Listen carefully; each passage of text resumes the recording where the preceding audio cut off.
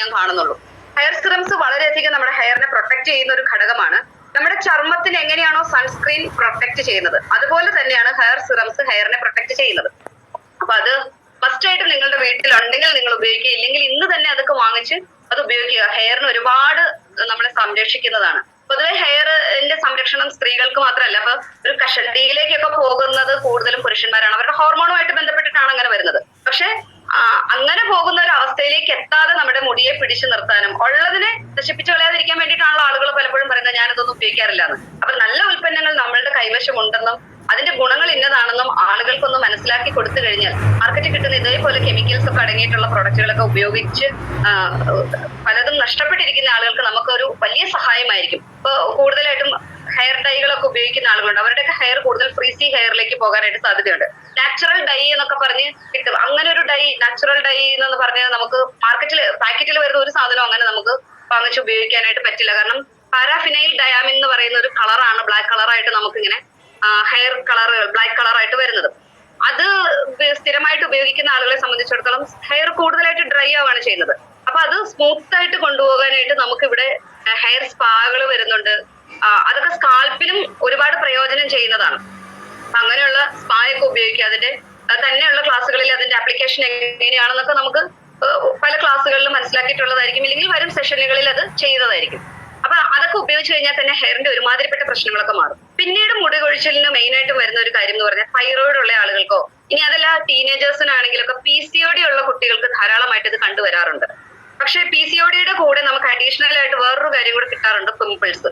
ഇത് പലപ്പോഴും PCOD മൂലമാണ് എന്നുള്ളത് കുട്ടികൾക്ക് മനസ്സിലാകാതെ പോകുന്ന ഒരു സാഹചര്യത്തിൽ പല പല പല പല കാര്യങ്ങൾ ഇവർ ഹെയറിലാണെങ്കിലും സ്കിന്നിലാണെങ്കിലും മാറി മാറി ചെയ്ത് നോക്കുന്നുണ്ട്. ഇതൊക്കെ വളരെ അപകടകരമായിട്ടുള്ള ഒരു അവസ്ഥയിലേക്ക് സ്കിന്നിനെ ഹെയറിനെയൊക്കെ കൊണ്ടെത്തിക്കുന്നുണ്ട്. അപ്പൊ PCOD മിക്കവാറും മെൻസ്ട്രുവേഷൻ സൈക്കിള് ഡിസോർഡർ ആവാനാണ് സാധ്യത PCOD ഒക്കെ ഉള്ള കുട്ടികളിൽ. പക്ഷെ ഇതൊന്നുമില്ല, അങ്ങനത്തെ ലക്ഷണങ്ങളൊന്നും ഇല്ലാത്ത ആളുകൾ ഇത് എങ്ങനെയാണ് മനസ്സിലാക്കുന്നത്? പൊതുവെ PCODയുടെ ലക്ഷണങ്ങളായിട്ട് മുടി കൊഴിച്ചിൽ വരാറുണ്ട്, അല്ലെങ്കിൽ പീരിയഡ്സ് ഇറഗുലർ ആയിട്ട് വരാറുണ്ട്, ഇനി അതും അല്ലെങ്കിൽ പിമ്പിൾസ് ഒക്കെ വരാറുണ്ട്. എന്നാൽ പീരിയഡ്സ് ഇറഗുലർ ആയിട്ട് വരാറില്ല, ചിലവർക്ക് മുടി കൊഴിച്ചിൽ വരാറില്ല, മുഖക്കുരു അല്ലെങ്കിൽ മുടി കൊഴിച്ചിലുണ്ടാകാം, മുഖക്കുരു ചിലപ്പോൾ വലിയ കാര്യമായിട്ട് കാണാറില്ല. എങ്കിൽ പോലും PCOD ഉള്ളവർക്ക് ഞാൻ ഇത്ര നാളും കണ്ടിട്ടുള്ള എക്സ്പീരിയൻസ് വെച്ച് പറയുകയാണ്, നിങ്ങളുടെ കുഞ്ഞുങ്ങൾക്ക് അമ്മമാർക്ക് പെട്ടെന്ന് അത് മനസ്സിലാക്കാനായിട്ട് പറ്റും. ഇനി അതല്ല, സ്വയം നമ്മൾക്ക് ചെക്ക് ചെയ്യാനായിട്ട് മനസ്സിലാക്കാനായിട്ട് സാധിക്കും. സാധാരണ പിമ്പിൾസിൽ നിന്ന് വ്യത്യസ്തമായിട്ട് ധാര പോലെയുള്ള പിമ്പിൾസ് വന്ന് അത് കറുത്ത് കറുത്ത് ഇങ്ങനെ നിൽക്കും. അത് പൊട്ടിക്കഴിഞ്ഞ് പഴുത്ത് സാധാരണ മുഖക്കുരു അങ്ങ് മാറുന്നത് പോലെ മാറാതെ കറുത്ത് കറുത്ത് നിൽക്കുകയും കൈയുടെ 2 ഷോൾഡറിന്റെ ഈ ഒരു ഭാഗങ്ങളിലായിട്ട് നല്ല ചെറിയ കുരുക്കൾ വന്ന് പഴുത്ത് പൊട്ടി കറുത്ത് നിൽക്കും. അതേപോലെ തന്നെ നമ്മുടെ ചെസ്റ്റിന്റെ പോർഷനില് ബാക്കിലും പുറത്തിന്റെ ആ ഒരു ഭാഗത്തൊക്കെ ഇങ്ങനെ ചെറിയ ചെറിയ ചെറിയ കുരുക്കൾ ഉണ്ടായിട്ടുണ്ട് എങ്കിൽ നിങ്ങൾക്ക് എന്തൊക്കെ ട്രീറ്റ്മെന്റ്സ് ചെയ്തിട്ട് മാറുന്നില്ല എങ്കിൽ മസ്റ്റ് ആയിട്ട് നിങ്ങൾ PCOD ചെക്ക് ചെയ്യുക എന്നുള്ളതാണ് എനിക്ക് നിങ്ങൾക്ക് തരാനുള്ള ഒരു അഡ്വൈസ്. അത് ഉറപ്പായിട്ടും ആ ഒരു കാര്യം കറക്റ്റ് ചെയ്താൽ മാത്രമാണ് നമുക്കത് കുറയുള്ളൂ. അതല്ലാതെ മുടി കൊഴിച്ചിൽ വന്നിട്ട് ഡാൻഡ്രഫിന്റെ ആണെന്നോർത്ത് ഡാൻഡ്രഫ് കെയർ ഷാമ്പു ഉപയോഗിച്ചെന്നില്ല, അല്ലെങ്കിൽ ആന്റി ഹെയർ ഫോൾ ഷാമ്പു ഉപയോഗിച്ചാൽ ഇതൊന്നും കൺട്രോൾ ചെയ്യാനായിട്ട് സാധിക്കില്ല. അപ്പൊ നമ്മളുടെ പ്രോബ്ലം എന്താണെന്ന് ആദ്യം ഡയഗ്നോസ് ചെയ്തതിന് ശേഷം നമ്മൾ അതിലേക്ക് പോയി കഴിഞ്ഞാൽ കുറച്ചുകൂടി നമുക്ക് റിസൾട്ട് ഓറിയന്റഡ് ആയിട്ട് കിട്ടും. അതാണ് ഹെയറിന്റെ കാര്യത്തിൽ പറയാനായിട്ടുള്ളത്. അപ്പൊ ധാരാളം ഹെയർ പ്രൊട്ടക്റ്റിംഗ് ഉൽപ്പന്നങ്ങൾ നമുക്ക് അവൈലബിൾ ആയിട്ടുണ്ട്. അതെല്ലാം നമ്മൾ ഉപയോഗിക്കുക, അതിന്റെ കൃത്യമായിട്ടുള്ള ഉപയോഗങ്ങൾ മനസ്സിലാക്കുക. അതിനുശേഷം ഉപയോഗിച്ച് കഴിഞ്ഞാൽ നമുക്ക് കുറച്ചും കൂടി റിസൾട്ട് കിട്ടും. ഇനിയിപ്പോ സ്കിന്നിലേക്ക് വന്നു കഴിഞ്ഞാൽ സ്കിന്നിന് നേരിടുന്ന ചലഞ്ചസ് പല രീതിയിലാണ്. സ്കിന്നിന് ചലഞ്ചസ് ഓൾറെഡി നമ്മൾ പറഞ്ഞു കഴിഞ്ഞു. അപ്പൊ സ്കിന്നിന്റെയും ഇതുപോലെ തന്നെ സ്കിൻ ഹെൽത്ത്, അല്ലെങ്കിൽ നമ്മുടെ സ്കിന്നിന്റെ പ്രായം എത്രയാണ്, അല്ലെങ്കിൽ അത് ഏതാണ് നമുക്ക് വിസിബിൾ ആയിട്ട് തോന്നുന്ന പ്രായം 35 വയസ്സുള്ള ഒരാൾക്കാണെങ്കിൽ ചിലപ്പോൾ കണ്ടു കഴിഞ്ഞാൽ 50 വയസ്സായിട്ടായിരിക്കും തോന്നുന്നത്, അല്ലെങ്കിൽ 45 വയസ്സായിട്ടായിരിക്കും തോന്നുന്നത്. അപ്പൊ അതിൽ റെഡ്യൂസ് ചെയ്യുന്നതിന് വേണ്ടിയിട്ടുള്ള ഉൽപ്പന്നങ്ങളാണ് നമ്മൾ മനസ്സിലാക്കേണ്ടതായിട്ടുള്ളത്.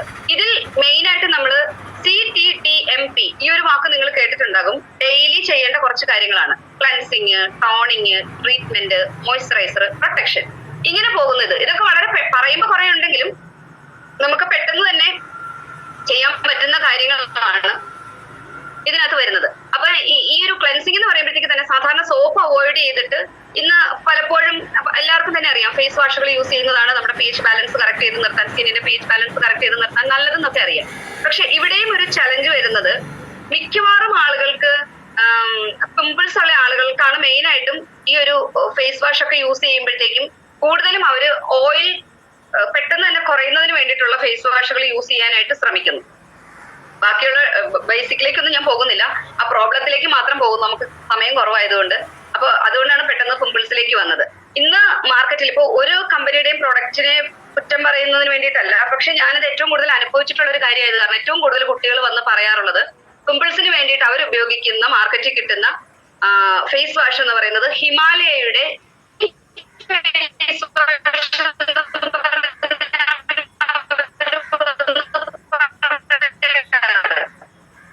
പക്ഷെ ഇത് നോക്കിക്കോളൂ, നിങ്ങൾ ആ ഒരു പ്രൊഡക്റ്റ് ഉപയോഗിക്കുന്ന ഏത് കുട്ടികളെ എടുത്തോളൂ അവരുടെ സ്കിൻ സാധാരണ എൽസിലേക്ക് ഒരു 1 month 2 monthന് ശേഷം അവരോട് കൂടുതൽ ഡ്രൈനെസ്സിലേക്ക് പോയിക്കൊണ്ടിരിക്കുകയാണ് ചെയ്യുന്നത്. അപ്പൊ ഇവിടെ എന്താണ് സംഭവിക്കുന്നത്? സ്കിന്നിന് ഡ്രൈനസ് വരണം എന്നാണ് പിമ്പിൾസ് ഉള്ള ആളുകൾ ആഗ്രഹിക്കുന്നത്, കാരണം ഓയിൽ കുറച്ച് കുറഞ്ഞിരിക്കണം എന്നുള്ളത്. അപ്പൊ അതിനു വേണ്ടിയിട്ട് അവരിങ്ങനെ ഓയിൽ കൺട്രോൾഡ് ആയിട്ടുള്ള ഫേസ് വാഷുകൾ ഉപയോഗിക്കുന്നു. ഇവിടെ നമ്മൾ മനസ്സിലാക്കേണ്ടത്, നിങ്ങൾ സ്കിന്നിനെ പറ്റി ഉള്ള ക്ലാസ്സുകളിലൊക്കെ കേട്ടിട്ടുണ്ടാകും, സ്കിന്നിന് പല ലെയറുകളുണ്ട്, 3 ഉണ്ട് 7 ഉണ്ടെന്നൊക്കെ. അപ്പൊ എത്ര ലെയറെങ്കിലും ആയിക്കോട്ടെ, നമ്മൾ അതിനെപ്പറ്റി ഡെപ്തിലേക്ക് പോകുന്നില്ല.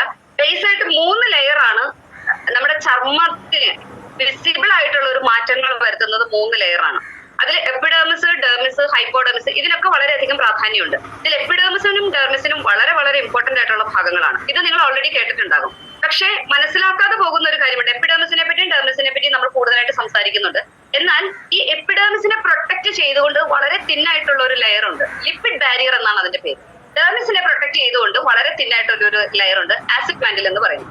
നമ്മൾ ഓരോ തവണ മുഖം വെറുതെ ഒരു ഫേസ് വാഷ് ഒന്നും ഇല്ലാതെ വെറുതെ വാഷ് ചെയ്ത് സമയത്ത് പോലും ഈ ലിപ്പിഡ് ബാരിയർ ഇങ്ങനെ നഷ്ടപ്പെട്ടുകൊണ്ടിരിക്കും. അപ്പൊ സ്വാഭാവികമായിട്ട് എന്താ സംഭവിക്കുന്നത്? സ്കിന്ന് നമുക്ക് കുറച്ചും കൂടി ഡീഹൈഡ്രേഷനിലേക്ക് പോകും, ജലാംശം ഇല്ലാത്ത ഒരു അവസ്ഥയിലേക്ക് പോകും. ഈ ഒരു അവസ്ഥയിൽ സ്വാഭാവികമായിട്ടും പിമ്പിൾസ് ഉള്ള ആളുകളായിക്കോട്ടെ ഇല്ലാത്ത ആളുകളായിക്കോട്ടെ അവർ തെറ്റിദ്ധരിക്കപ്പെടുന്ന ഒരു കാര്യമുണ്ട്, നമ്മുടെ സ്കിന്ന് കുറച്ച് ഡ്രൈ ആകുന്നുണ്ട്. സ്വാഭാവികമായിട്ട് ശരിയാണ്, ഡ്രൈ ആകുന്നുണ്ട്. പക്ഷെ അതൊരു മേജർ ഡ്രൈനെസ്സിലേക്കല്ല അവരെ കൊണ്ടുപോകുന്നത്. അപ്പൊ ഇവിടെ സംഭവിക്കുന്നത്, നമ്മുടെ അങ്ങനെ ഒരു ഏതെങ്കിലും ഒക്കെ ഒരു ഫേസ് വാഷ് യൂസ് ചെയ്തതിന് ശേഷം പലപ്പോഴും ആളുകൾ ഏതെങ്കിലും മോയ്സ്ചറൈസിങ് ക്രീമുകൾ അപ്ലൈ ചെയ്യാനായിട്ട് ശ്രമിക്കുന്നു. അപ്പൊ ഇവിടെ സംഭവിക്കുന്നത് നമ്മളുടെ ഔട്ടർ ലെയർ മാത്രമാണ് നഷ്ടപ്പെട്ടിട്ടുള്ളൂ. പക്ഷെ നമ്മുടെ സ്വെറ്റും സെബോ ഒക്കെ നിൽക്കുന്നത്, സെബേഷ്യസ് ഗ്ലാൻസും സെറ്റ് ഗ്ലാൻസ് ഒക്കെ നിൽക്കുന്നത് 2ാമത്തെ ലെയറിലാണ്, ഡെർമിസിലാണ് നിൽക്കുന്നത്. അതിനെ പ്രൊട്ടക്ട് ചെയ്തുകൊണ്ട് ആസിഡ് മാന്റിൽ എന്നുള്ള ഒരു ലെയർ ഉണ്ട്. അതിനെ കറക്റ്റ് ബാലൻസിൽ നമ്മുടെ സ്കിന്നിലേക്ക് തന്നുകൊണ്ടിരിക്കുന്നത് ആസിഡ് മാന്റിലാണ്.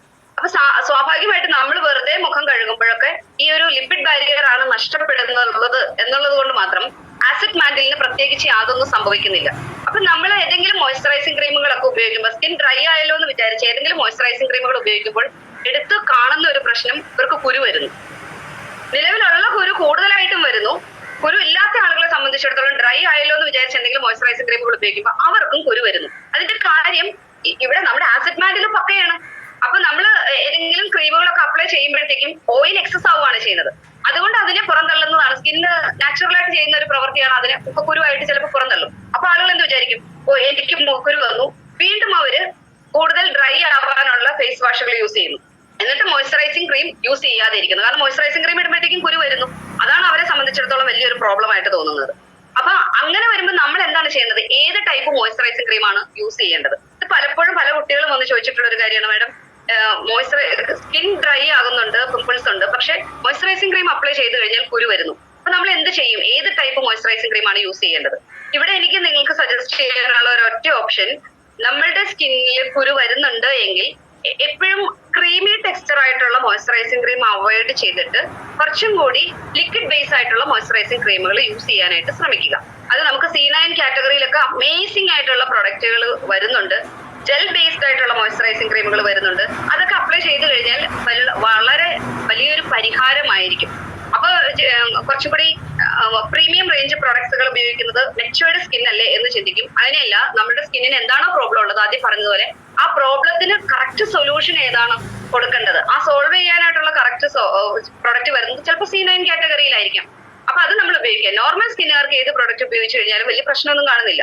അപ്പൊ ഇങ്ങനെ എന്തെങ്കിലും മോയ്സ്ചറൈസർ ഉപയോഗിക്കുമ്പോൾ കുരുക്കളോ പ്രശ്നങ്ങളോ ഒക്കെ ഉള്ള ആളുകൾ എപ്പോഴും കുറച്ചും കൂടി ലിക്വിഡ് ബേസ്ഡ് ആയിട്ടുള്ള ലോഷൻ ബേസ്ഡ് ആയിട്ടുള്ള മോയ്സ്ചറൈസിങ് ക്രീമുകൾ അപ്ലൈ ചെയ്യാനായിട്ട് ശ്രമിക്കുക എന്നുള്ളതാണ് ഒന്നാമത്തെ കാര്യം. പിന്നെ നമുക്ക് പിഗ്മെന്റേഷൻ പോലെയുള്ള പ്രശ്നങ്ങളൊക്കെ സ്കിന്നിന് വരുന്നത്, അതും പലതരത്തിലുള്ള മെഡിസിൻസ് ഉപയോഗിക്കുന്നതുകൊണ്ടാകാം, ഏജിങ്ങിലേക്ക് പോകുന്നതുകൊണ്ടാകാം, ഹോർമോണിന്റെ ആകാം, സ്ട്രെസ് ഒക്കെ കൊണ്ടാകാം. അതിനൊക്കെ വേണ്ടിയിട്ട് നമുക്ക് വൈറ്റമിൻ സിയുടെ സിറംസ് വരുന്നുണ്ട്, ബ്ലെമിഷ് ജെല്ലുകൾ വരുന്നുണ്ട്. വൈറ്റമിൻ സി ഒക്കെ എത്രമാത്രം ശരിക്കും ഉള്ളിൽ കഴിച്ചു കഴിഞ്ഞാൽ നമ്മുടെ രക്തക്കുഴലുകളെ സ്ഫടികം പോലെ ആക്കാൻ കപ്പാസിറ്റി ഉള്ളതാണ് വൈറ്റമിൻ സി എന്നാണ് പറയുന്നത്. അപ്പൊ അത് നമ്മൾ സ്കിന്നിൽ അപ്ലൈ ചെയ്ത് കഴിഞ്ഞാലോ എത്രമാത്രം സ്കിന്നിന് അത് നല്ലൊരു ഗ്ലോ നമുക്ക് നൽകുന്നുണ്ട്.